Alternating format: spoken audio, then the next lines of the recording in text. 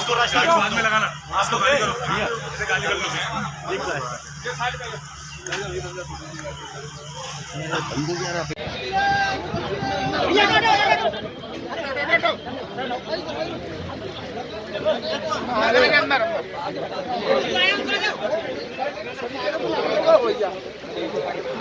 लग जाएगी।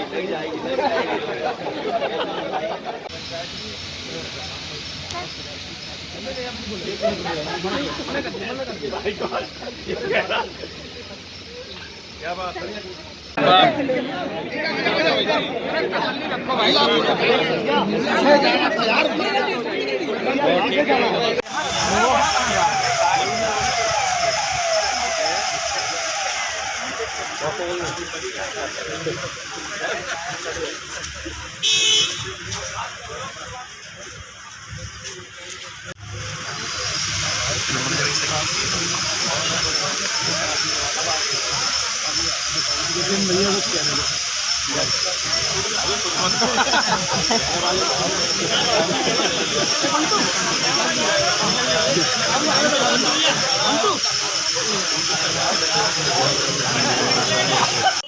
सबको मिलेगा।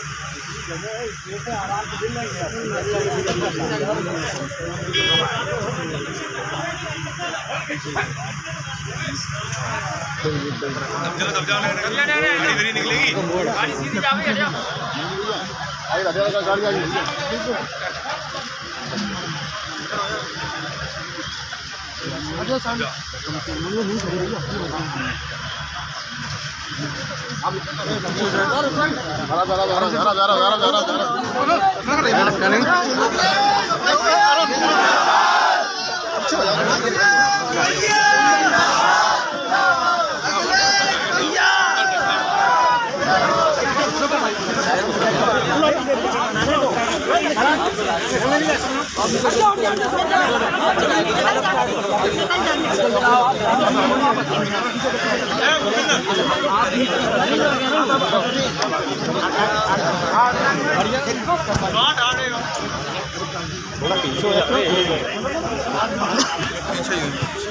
सवाल वो नहीं है, सवाल ये है आप वो पंक्तियां पढ़ के बताइए अभी सबके सामने। धीरेन्द्र कृष्ण शास्त्री हिंदू राष्ट्र बनाने के ना, पढ़ के सुनाए ना। ये हमारे पत्रकार साथी हैं, जागरूक हैं, समझदार हैं, पढ़े लिखे हैं, आप पढ़ाए, पढ़ के बताइए ना।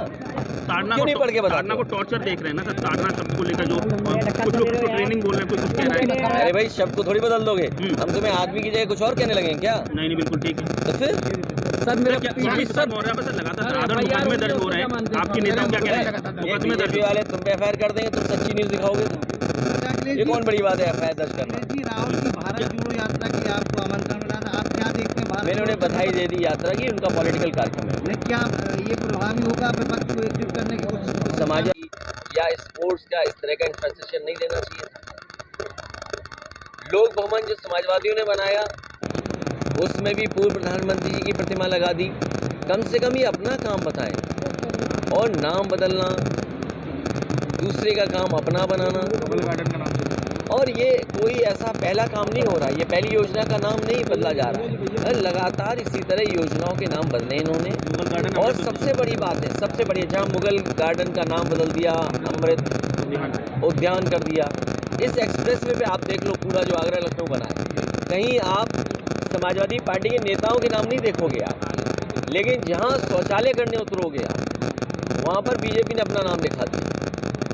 और सबसे बड़ा सवाल ये है कि जिस तरीके से अर्थव्यवस्था की हालत है, जो शेयर मार्केट गिरा है, जिसका भारतीय जनता पार्टी दावा करती थी कि उनके प्रयास से कोई उद्योगपति दुनिया में नंबर 1 होने जा रहा है, बताओ आज वो कहाँ पहुँच गया।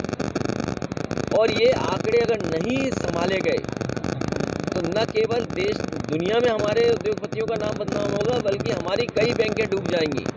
मुझे याद है उत्तर प्रदेश में एक बार विभाग ने प्रोविडेंट फंड का पैसा प्राइवेट कंपनी पे लगा दिया था, और जब प्राइवेट कंपनी डूबी तो प्रोविडेंट फंड भी डूब गया। उस समय जो वरिष्ठ अधिकारी थे उनके खिलाफ कार्रवाई हुई थी, उन्हें जेल तक जाना पड़ा था। मैं ये सवाल पूछना चाहता हूँ कि अब LIC का पैसा डूब रहा है, SBI का पैसा डूब रहा है, जिस तरीके से उत्तर प्रदेश में जेल गए थे, क्या SBI के या LIC के बड़े अधिकारी जेल जाएंगे कि नहीं जाएंगे? ये तो मामला केवल 1200 करोड़ का था और अब तो भारत का 1 लाख करोड़ का मामला है। अब भारतीय जनता पार्टी को बताना चाहिए कि आखिरकार वो क्या कार्रवाई करेगी और डूबते हुए उद्योगपतियों को कैसे बचाएगी। सर, मुलायम सिंह यादव जी को पद्म भूषण सम्मान दिया गया है, सर आप क्या कहना चाहेंगे? उस पर अभी हम नहीं कहेंगे, जब लेटर आ जाएगा तब कुछ कहेंगे। स्वामी प्रदेश की राजनीति केंद्र बिंदु में है, आपने उनको प्रमोशन दिया, सर क्या कहना चाहेंगे? बीजेपी जानबूझ करके जो महंगाई चरम सीमा पर, उस पर बात नहीं करेंगे, बेरोजगारी पे बात नहीं करेंगे। हालांकि मुझे नहीं कहना चाहिए, हमारे बगल में कारोबारी बैठे हैं,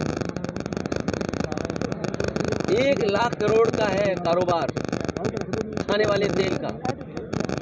क्या भारतीय जनता पार्टी? मैं आज डॉक्टर दिलीप पूर्व MLC इनके पारिवारिक कार्यक्रम में शामिल होने आया हूँ। परिवार और जिनका विवाह होने में मुबारकबाद, और उनका जीवन अच्छा हो, स्वस्थ हो, यही बधाई देने में पहुँचा हूँ। और फिरोजाबाद में कई मौक़ों पर आने का मौका मिला है। ये क्षेत्र समाजवादियों का रहा है। समय समय पर यहाँ की जनता ने, कुछ परिस्थितियाँ रहती हैं कई बार, लेकिन फिरोजाबाद की जनता ने हमेशा समाजवादी विचारधारा, और जब कभी भी नेताजी ने आह्वान किया होगा, पूरा समर्थन यहाँ की जनता ने दिया है।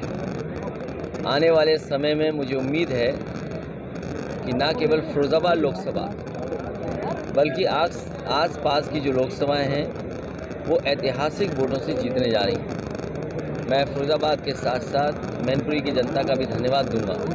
और फिरोजाबाद के भी बहुत सारे परिवार ऐसे थे जिनकी रिश्तेदारियां मैनपुरी में थीं, जिनका संपर्क मैनपुरी में था। उन्होंने लगातार हमारे, चाहे प्रतिनिधि, जनता के प्रतिनिधि, विधायक रहे हों या संगठन के लोग रहे हों, उन्होंने पूरा सहयोग किया, और जिसके परिणाम में मैनपुरी को ऐतिहासिक जीत मिली समाजवादी पार्टी। सर 2024 से पहले बड़ी कार्यकारिणी आपने घोषित की है, पूरी ब्रिगेड तैयार है इस लड़ाई के लिए।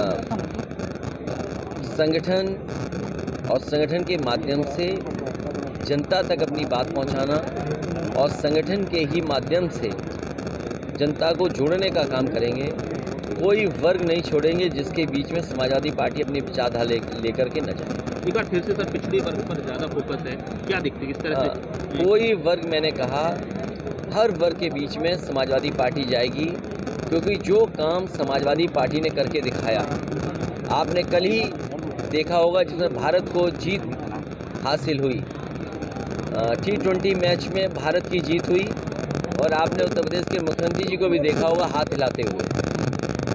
उस स्टेडियम को बनाने का काम अगर किसी ने किया था तो समाजवादी लोगों ने, और समाजवादी पार्टी में बना इसीलिए अंतर्राष्ट्रीय स्तर का वहाँ मैच हो पाया।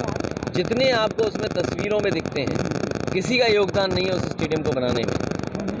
और भारतीय जनता पार्टी तो वो दल है जो दूसरों का काम अपना काम बनाती है। ये क्षेत्र वो है जहाँ से बिल्कुल करीब बटेश्वर है, जहाँ पर स्वर्गीय अटल बिहारी वाजपेयी जी की जन्मस्थली रही है। मैंने कई मौक़ों पर कहा कि उनकी जन्मस्थली पे भी काम हो। ये जो इकाना स्टेडियम है, ये भगवान विष्णु, हालांकि किसान को गेहूं की कीमत मिली है, लेकिन इससे भी ज़्यादा मिल सकती थी अगर सरकार थोड़ा कोशिश करती तो।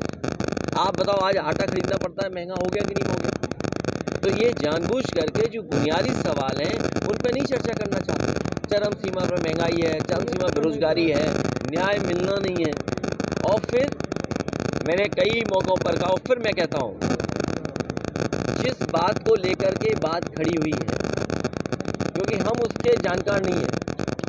हमसे कोई कहे सड़क बनाए तो हम सड़क बनवा सकते हैं, हमसे कोई डायल हंड्रेड बेहतर करना है तो हम डायल हंड्रेड बेहतर कर सकते हैं, हमसे कोई कहे कि एम्बुलेंस बेहतर करनी तो एम्बुलेंस बेहतर कर सकते हैं, नौकरी कैसे मिलेगी, रोजगार कैसे मिले, वो हम कर सकते हैं। लेकिन हमारे मुख्यमंत्री तो योगी हैं, एक संस्थान से निकले जिसका एक अपना इतिहास है, एक अपना योगदान है उस संस्था का, उस स्थान का। मुझे उम्मीद है कि कि रामचरितमानस पर और खासकर शूद्र पर मैं सीधा मुख्यमंत्री से पूछूंगा कि भाई मुख्यमंत्री जी बताएं हमें सदन में कि शूद्र कौन कौन है। ये सवाल हमारा आपका नहीं है, ये सवाल धार्मिक लोगों का है, कम से कम वो तो बताएं हमें। और फिर जो संविधान की शपथ लेकर के बैठे हैं और उनसे जरूर मैं पूछूंगा। तो रामचरितमानस को लेकर आपका क्या स्टैंड है? नहीं, हम तो भगवान राम कृष्ण जितने भी भगवान, और पहली बार नहीं कह रहा हूँ मैं, भगवान विष्णु के जितने अवतार हैं मैं उनको मानता हूँ, हमें किसी पे आपत्ति नहीं है, लेकिन जिस पे आपत्ति है वो उसको हम सदन में पूछेंगे। और अभी तो मैंने सुना बीजेपी के लोग कह रहे हैं कि हम तो भगवान राम और कृष्ण किसी के है ही नहीं, पूर्वज ही नहीं हमारे किसी के। सुना है मैंने, आपके सुना है मैंने। इसका मतलब बीजेपी के लोग अब तो पता नहीं क्या डीएनए टेस्ट भी कराना चाहते होंगे। हम अपना भी डीएनए टेस्ट करा लेते हैं, वो अपना भी करा लें, पता लग जाएगा कौन कहाँ से आया है। क्या लग रहा है सर, देश क्या प्रदेश की राजनीति के बयान के बाद उनका प्रमोशन